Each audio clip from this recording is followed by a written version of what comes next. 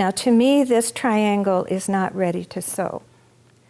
When I am sewing it into the block, it's going to be sewn next to a 1.5 inch square.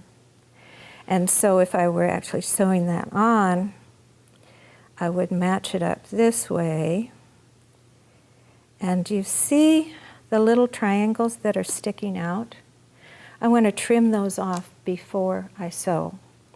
There are several reasons to trim your triangle points. The most important is to match the piece it's going to be sewn next to. And so this is a 1.5 inch square. We know that because that's what we've been cutting for our feathers. And now I want to find the size of the square I used for my feather, which is 1.5. If I just put the ruler down here with a 90-degree angle of the triangle matched up with the 1.5 inch marks, you can see that those little points are sticking out. And I just want to trim those off. So I've trimmed the points on that triangle, and I'm going to trim them on all 16.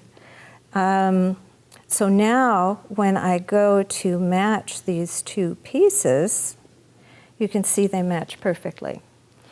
Another reason to trim the points is that when you're sewing, there's something that happens that if you're going from one layer to 2 layers, the machine jumps a little bit. And if you're starting just on 2 layers, that doesn't happen.